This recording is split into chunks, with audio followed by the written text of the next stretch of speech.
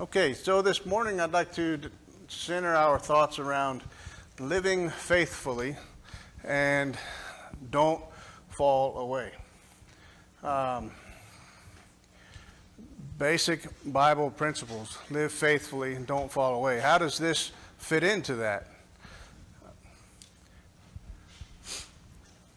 Many of the people that you may encounter in the religious world will teach that it's impossible for a Christian to fall away.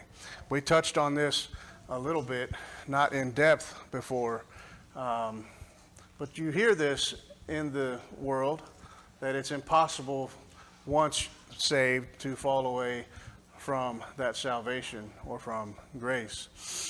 The Bible teaches that falling away is a very real threat for the Christian, but our struggle is making a memorable key argument, which is not so easy if you're not prepared.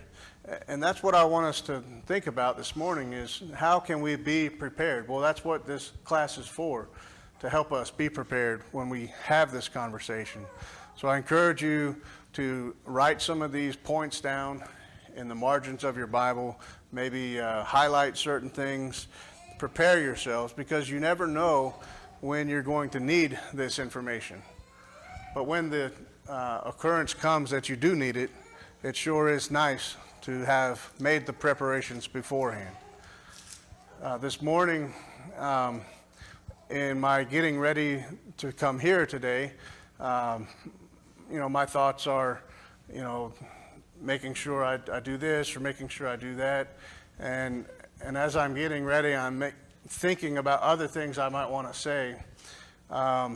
And it's flowing real well in my mind, okay, I want to say this, I want to say that. And then when I get back to where I could actually write it down, it had only been like 15 minutes, but I forgot a lot of the point 1, 2, 3, you know what I mean? And that's a real example, but here we are in this class, we have an opportunity to take a lot of these things down so that when, it could be not 10 or 15 minutes, it might be a month, it might be a year, it might be a little while down the road before you have, maybe you have this chance to talk to somebody about this question that gets brought up. And it sure is handy to have that information when you do it. So how would you make this point, to live faithfully and don't fall away, when maybe someone says, well, my understanding is you can't fall away? How would you make that point? Does anybody have any suggestions on what they've said maybe in the past, or how would you make that point? Scott, you look like you're getting ready to say something. All right. Ryan? John talks a lot about walking in the light. That's an active role. Whenever we become a Christian, that's great, but there's a responsibility that we keep up with some type of moral standard. So John talks a lot about walking in the light, but we can also walk in the darkness. So I would say walking in the light, one of the key things in that phrase is walking or walk. That's an active thing. That's something that we need to continuously do.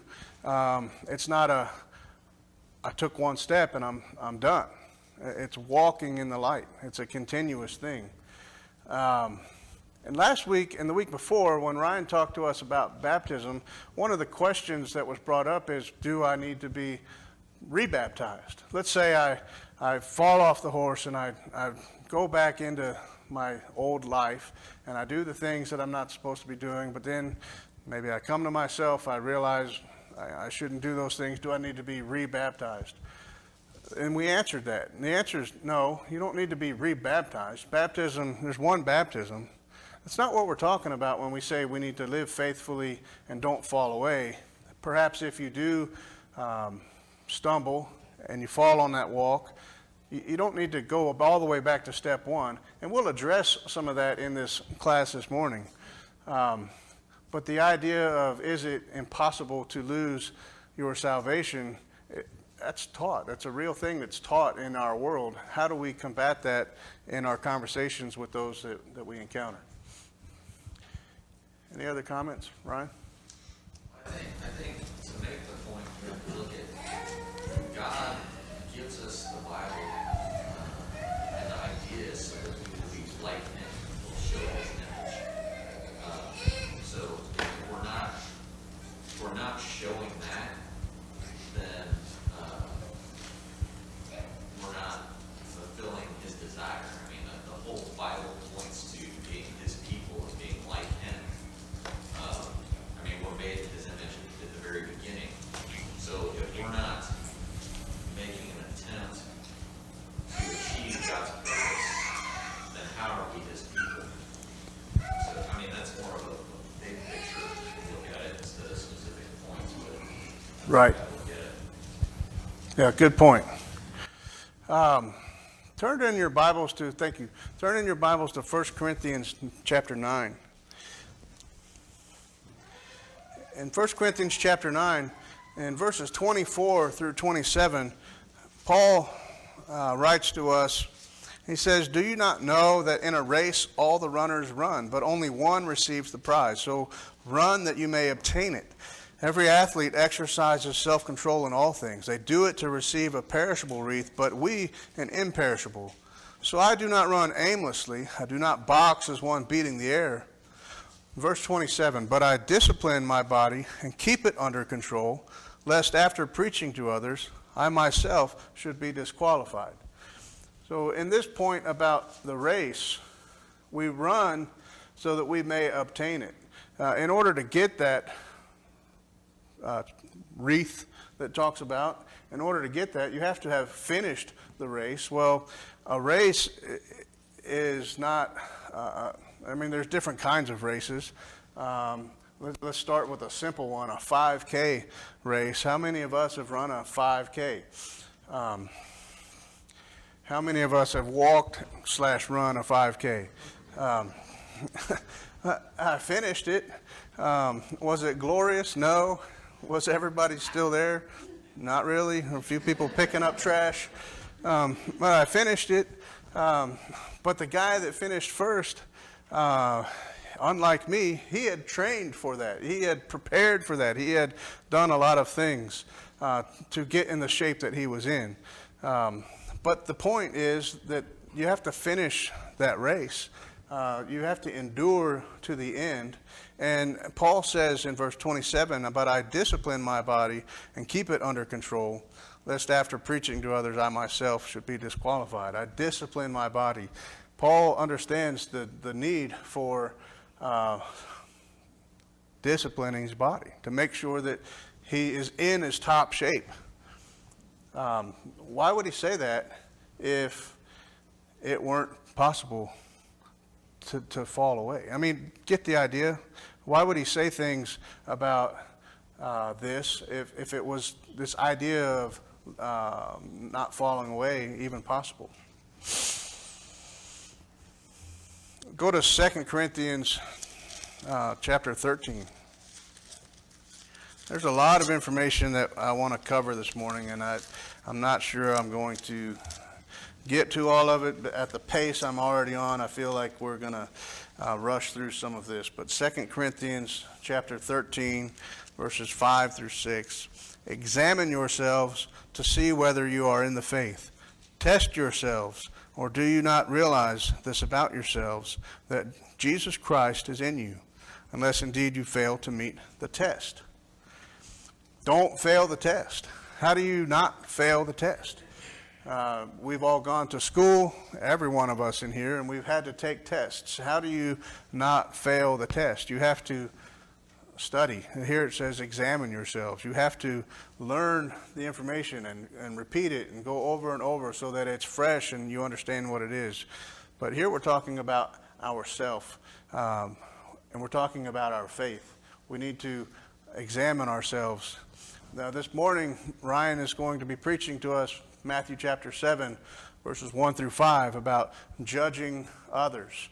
And I haven't heard the sermon yet, but I can imagine he's going to talk about the speck, remove the log and the speck, and making sure that we're saying something right before we just say something about the other person, removing that from our own life before we cast it on somebody else.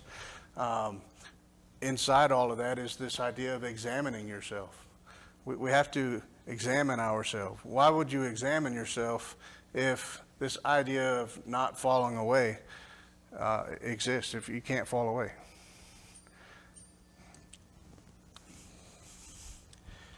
And I missed this point earlier, but why, when you're confronted with this question in a conversation with somebody about, well, I've always heard that once you're saved, you can't fall away. Well, what does the Bible say about that? What does the Bible say about that? And that's what we're going through this morning. In some of the denominations where you might hear this idea, there is it's called the Westminster Confession of Faith. And within that, there's a passage that says, "They whom God hath accepted in his beloved, effectually called and sanctified by his Spirit, can neither totally nor finally fall away from the state of grace, but shall certainly persevere therein to the end and be eternally saved." That's something that is taught in other churches, and perhaps that's a comforting thing to think that you cannot lose your salvation. But what does the Bible say about that? And we want you to have this tool to help them make sure that they understand, not because you told them. Let them see the scriptures themselves and let them make the arguments within themselves from what they see in the Bible. Luke? I think it's hard to read through Hebrews. Say that again. I think it's hard to read through Hebrews without seeing the fall. Because you hear that warning over and over to not fall away. It's either alluded to or it's outright called out. So like, you probably have this. Oh, I'll just, because I don't want to stop you. I want to pause you. And we've got a whole section that I want, because you're right. What is the book of Hebrews about primarily? I mean, when you start thinking about it in this conversation that we're having, boy, it sure has a lot of information about this topic right there. And we're going to hit a lot of them on this. And we may want to spend more time on it than where I'm going to get to. But in 1 Timothy 4 and chapter 1, or 1 Timothy chapter 4, verse 1, now the Spirit expressly says that in the latter times some will depart from the faith by devoting themselves to deceitful spirits and teachings of demons. An example of that, Demas. Demas was one of Paul's companions. In Philemon verse 24, we see that he was one of Paul's fellow workers. And also again in Colossians 4 and 14, when he's making his final closing remarks in those books, he says, "And send my greetings along with Demas," is listed in there. But in 2 Timothy chapter 4 and verse 10, Paul says that Demas, who being in love with this present world, has deserted me and gone on to Thessalonica. If a guy who travels along with Paul, and Paul includes his greetings to those that he's writing to, if that guy can fall in love with this world and not be with Paul anymore, do you not think that falling away is something that exists? I mean, I haven't traveled with Paul, and in my own life I can see the temptation or the possibility of falling away. How much more then could Demas, a guy who's been with Paul throughout his ministries? It's very possible, and the scriptures are telling us about these things. Go to John chapter 15. I want to read at least a portion of this. John chapter 15.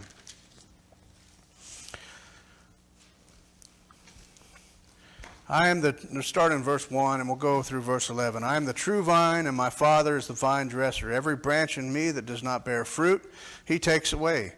And every branch that does not bear fruit, he prunes, that it may bear more fruit. Already you are clean because of the word that I have spoken to you. Abide in me, and I in you. As the branch cannot bear fruit by itself unless it abides in the vine. Neither can you unless you abide in me. I am the vine, you are the branches. I'm going to stop there, but it goes on through verse 11. But there's some key words in there. One of those is that Christ is saying he is the vine. Okay, we all understand what that is. He's the vine. The vine comes from the ground, from the root, and it spreads out. And we are the branches. And how does that work? We survive because we're attached to the vine as the branch. And we also know that you can attach new branches to the vine and grow from there. You see it done in all around us. In the farming communities, it works, but where the life comes from is the vine itself. But the other key word there is abide. And what does that word abide mean? Say it again. To live with, to live within. It's a place of our dwelling. We have to live there. It's not a word we use a lot in our vocabulary today, except maybe sometimes you might hear someone in a prayer say something about our abode. That's a part of abide, but it's where we live, and where we live is in this vine. And what happens to the branches that are not producing or bearing fruit? What do you do to those branches? What do we all do to our branches every year in our yard that perhaps are not doing what they're supposed to do, or they've died on part of them? What do we do? I mean, I don't know that everybody does, but everybody I drive around, I see your homes. There's sometimes a pile of old branches somewhere piled in the yard, and that's because you've taken them off of the tree. You've clipped them off because they're no good anymore. Why are they no good? Maybe a strong wind came through, broke them off, tore them up. They weren't living in the tree anymore. They're useless. Or maybe they're not a good branch. It just has this one little tiny leaf when all the other ones have a bunch. You cut that one off to make room for the others to grow. I think we understand that concept, right? Why is it so hard sometimes in our religious conversations to have understanding in that concept? I don't know. But perhaps this would be a tool that would help us to bring that to someone else's attention. Or maybe it needs to be brought to our attention. Every branch in me that does not bear fruit, he takes away. If anyone, verse 6, if anyone does not abide in me, he is thrown away like a branch and withers. And the branches are gathered and thrown into the fire and burned. In verse 10, if you keep my commandments, you will abide in my life. And we're going to hit a section in a minute about the if-then statements. But this argument that we're talking about is not falling away. Why would you need to remove branches and throw them into a pile to be burned if once you're attached to the branch, you never have to worry about not being attached to that branch ever again? Matthew chapter 13, the parable of the sower. Go ahead and turn there. Any comments before we hit that verse? All right, Matthew chapter 13, verses 1 through 9.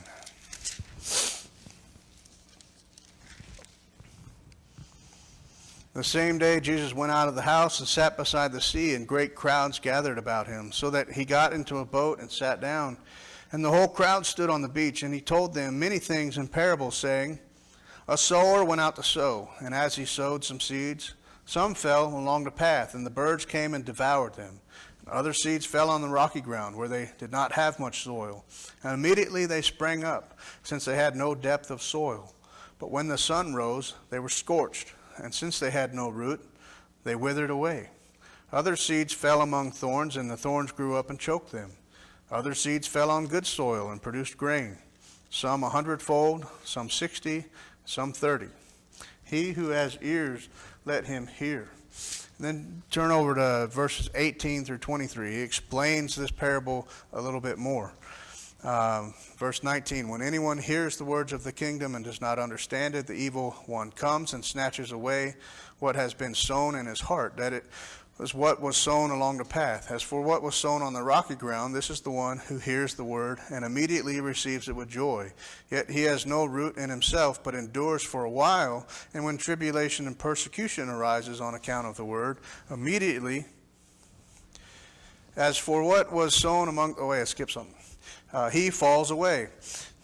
As for what was sown among the thorns, this is the one who hears the word, but the cares of the world and the deceitfulness, riches, and choke the word, and it proves unfruitful. As for what was sown on good soil, this is the one who hears the word, and he understands it. He indeed bears fruit and yields, in one case 100-fold, in another 60, and in another 30. There was one instance where someone falls away. Why would that be said if it's not even possible? And these are not my words. These are the scriptures talking. These are some passages that you should highlight, underline, note in the sides of your Bible, so when this question comes up, you have some idea of how to point them in there.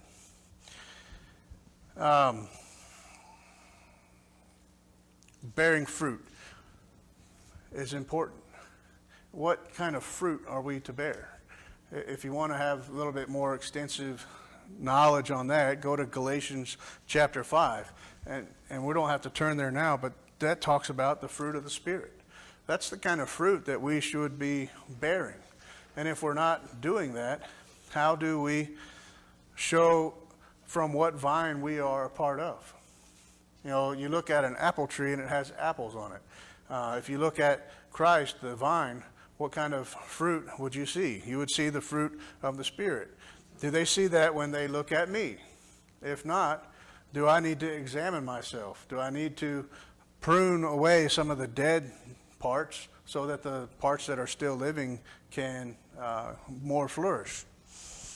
But this idea of not falling away, that you can't fall away, the scriptures don't teach that.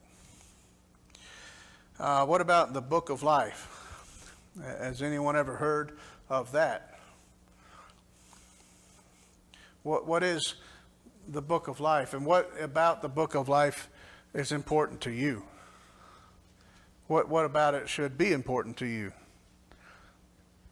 That your name is written. Right, that you have your name written in it. You want to have your name written in the book of life. Is it possible to have your name written in the book of life? Well, the scriptures have examples of people's names that have been written in the book of life. In Luke chapter 10 and verse 20, or Philippians 4 and verse 3,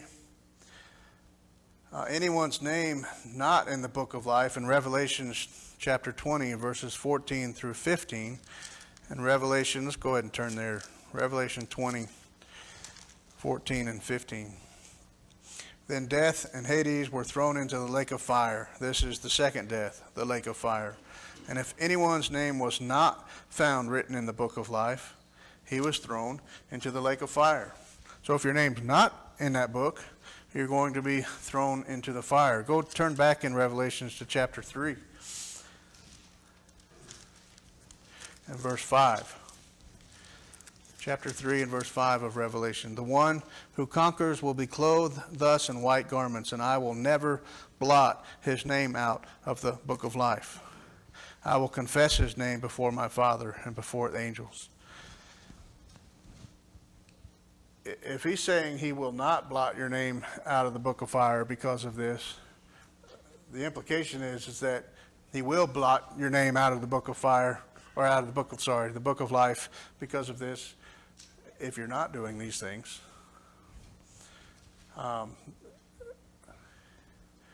We need to endure. We need to examine ourselves. We need to make sure that we maintain on this path that we're on. What about God's promises and the pattern that we see through the Old Testament? In Leviticus chapter 26, there is a lot of information about this. This is where we see these if-then statements. So go ahead and turn there, and I'll try to go through this one quickly. Leviticus chapter 26. In verses 3 and following, you have the if you walk in my statutes and observe my commandments and do them, then I will give you your rains in their season and the land. So verses 3 and following, you have the if, then, the good parts of this. Go down to verse 14. But if you will not listen to me and will not do all these commandments, if you spurn my statutes, and if your soul abhors my rules, so that you will not do all my commandments, but break my covenant, then I will do this for you. I will visit you with panic. And he goes on and describes the bad side of that, the if then. But then also turn to verse 40, and this is important. But if, another if then, but if they confess their iniquity and the iniquity of their fathers and their treachery that they committed against me, and also in walking contrary to me, so that I walked contrary to them and brought them into the land of their enemies, if then their uncircumcised heart is humbled and they make amends for their iniquity, then I will remember my covenant with Jacob. The principle here is do God's commandments and you get these blessings. You don't do God's commandments, and you get these curses. If you find yourself on the latter side of that, confess those iniquities, and God will bring you back. How is that last part even needed to be talked about if you can't fall away in the first place? I know it's like, really, I can't believe you're telling me all this. This is important for us to understand so that when we talk to somebody that perhaps has a different understanding, that they can maybe see what the scriptures have to say about it. All right, Luke. Hebrews. So you notice the points. We got John, Matthew, the book of life, Hebrew, God's promises and pattern through the Old Testament, Hebrews, and then there's one more under that. But this one has so much that I want to talk about. I had to make its own little subsection of Hebrews, okay? And these are some very important verses to write down. And what Luke actually said is almost verbatim of what is written here in the notes. The most important thing to know about Hebrews is that the readers were on the verge of following the way. The letter was written to address this. That you'll see many ideas about the problem of being on the verge of falling away, or what will happen if you fall away, or what will take place if you don't do these things. It's being addressed premeditatively, hopefully, to those of the Hebrew audience, so that they don't fall away. And it's left for our instruction as well. So look at verse 2, chapter 2, verses 1 through 3. Luke, would you mind reading that for us? Hebrews chapter 2, verses 1 through 3. Therefore, we must pay much closer attention to what we have heard, lest we break away from it.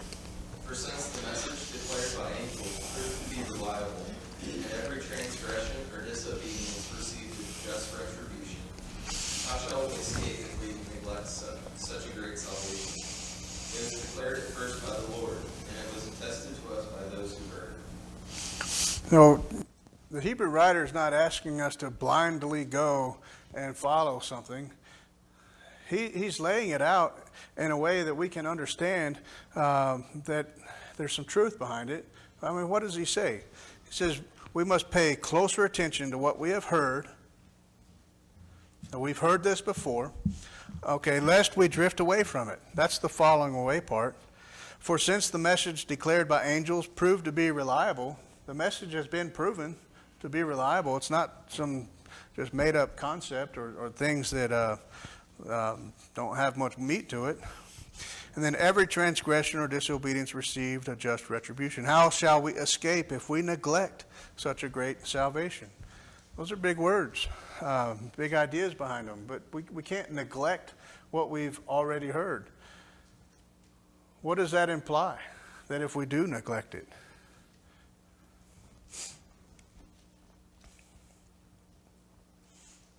I think it implies that it's possible that we could fall away.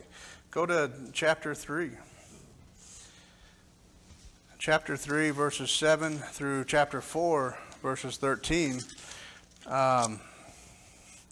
We won't take time to read all of it, but chapter 3, look at verse 12.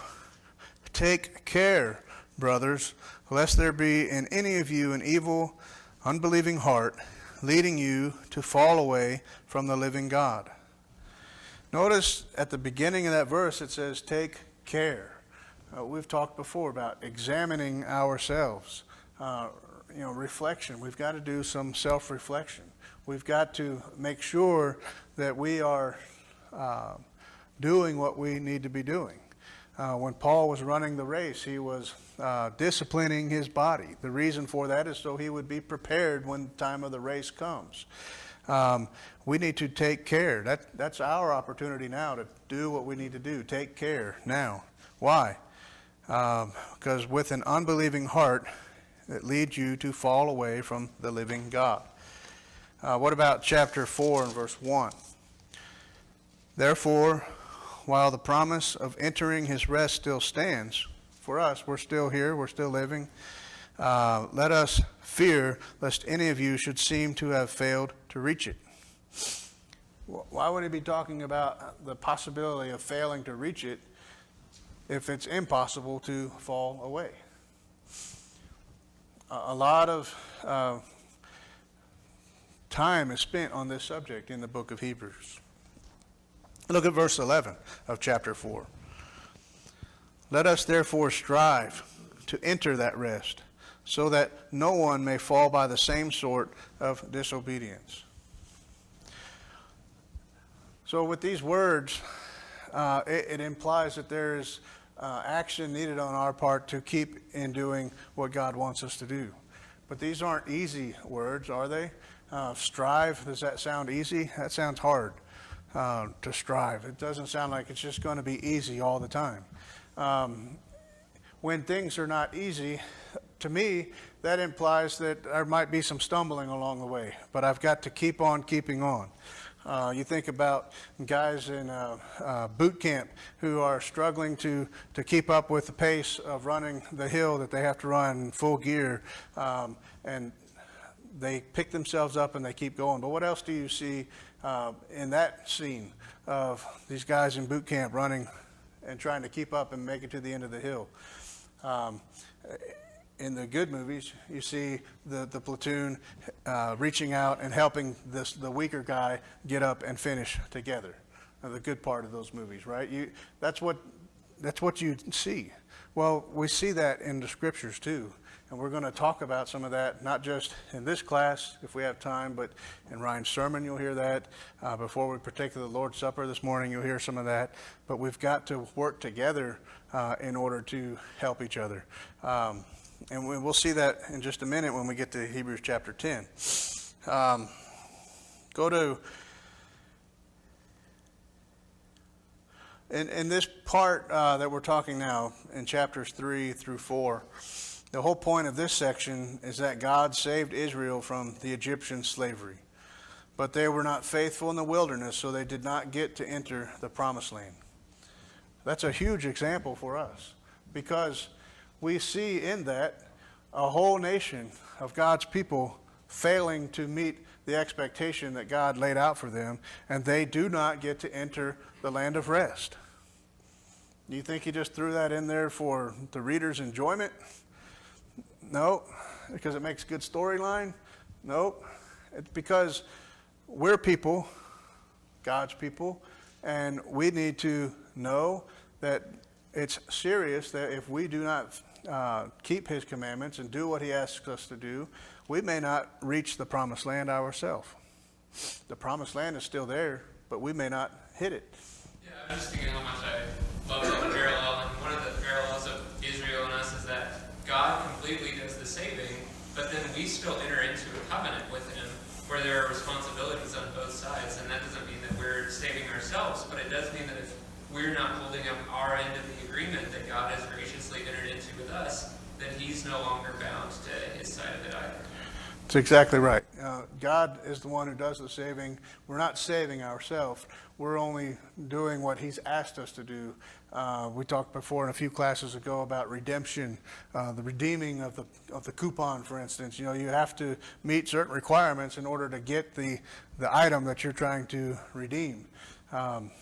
Same idea applies with what God has in store for us. We need to do what he's asking us to do. And there is a strong possibility that we could fall away.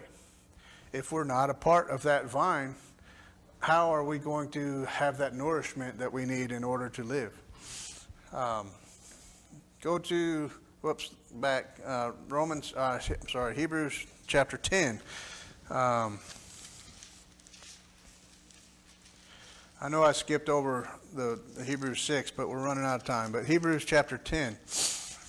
So if you have opportunity, write this list down, because as Luke said, the whole book of Hebrews centers around a lot of this idea.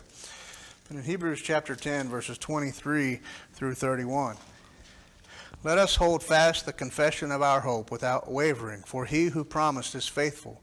And let us consider how to stir up one another to love and good works, not neglecting to meet together, as is the habit of some, but encouraging one another, and all the more as you see the day drawing near. For if we go on sinning deliberately after receiving the knowledge of truth, there no longer remains a sacrifice for sins, but a fearful expectation of judgment and a fury of fire that will consume the adversaries.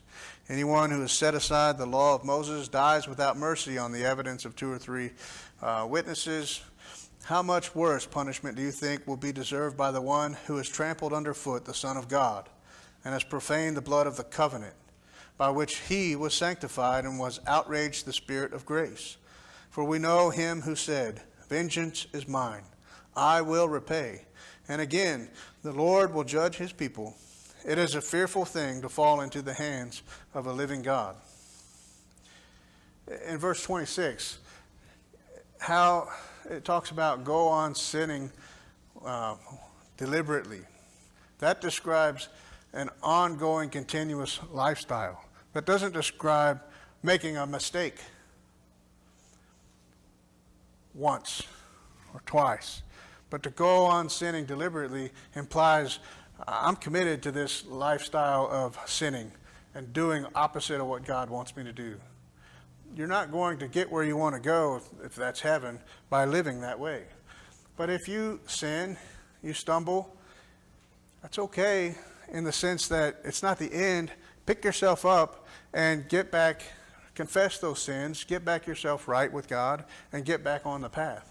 But notice earlier in that chapter, it talks about how we need to be working together to pick each other up, to inspire one another, to stir up one another for love and good works. We have some responsibilities in and among ourselves to help each other not fall away. I mean, yes, you're responsible for yourself, but we collectively need to take some responsibility for each other to make sure that we are doing what we need to do to help us get to the end goal. That's one of the benefits that God put forth with having the church, is for us to collectively work together so that we don't fall away, so that we can teach ourselves and to do better. We're almost out of time. In Revelation chapter 2, verses through chapter 3, there's a lot to be said in there. Jesus is talking to the churches in Asia Minor. And chapter 2, verses 2 through 5, the point in these verses is to warn a group of God's people that they are under the threat of falling away. In verses 10 through 11 of chapter 2 of Revelation, the idea of being faithful unto death is presented. In verses 19 and 24 through 26, this idea of patient endurance, holding fast until I come, Christ says. To keep it, to strengthen what remains. Patient endurance, Hold fast what you have, so that no one may seize your crown. All of that language is in chapters 2 through 3. And then in Revelation 3 and verse 15, he talks about the hot water and the cold water. And he would rather you be hot or cold, but not lukewarm. What's he going to do to the guy that's lukewarm? He's going to spew him out of his mouth. Well, we don't want to be that guy, for sure. And we don't want to be cold, but the idea is you don't want to just ride down the middle and not really take a stand about one way or the other. You've got to make a decision. You've got to show some commitment to what you're going to do, one way or the other. Mike? I was thinking this whole class, and most of the time, whenever living faithfully and not following the way comes up, I don't know what it is, but immediately in my mind, I think the way I typically judge if someone is faithful or not is that it's very silly, but just whether or not they're at church. I think whether or not I'm in church each week, and that's automatically what my mind goes to naturally. Because but the truth of the matter is, I can, or at least I think I can hide a lot from everyone here. And unfortunately, I think I don't give credit to each person here like I should, because I think so many times when I come here, okay, I made it here, but they can't really see what's going on inside of me. And unfortunately, I think most of the time, we can really see this in each other. You can see what is going on inside me just by even observing me or talking. And but I so often gravitate to living faithfully. I'm here. What else? Yeah, that's a good point. And we don't give credit many times to those that help us, and we need to help each other. And Chad's about to ring a bell. I want to point our attention one last verse before we finish in James chapter 5 and verses 19 through 20. My brothers, if anyone among you wanders from the truth and someone brings him back, let him know that whoever brings back a sinner from his wandering will save his soul from death and will cover a multitude of sins. This is what we should be doing, watching out for one another, helping each other. This is what we should do it. Let's go out there and get them and bring them back. Thank you. Final thoughts?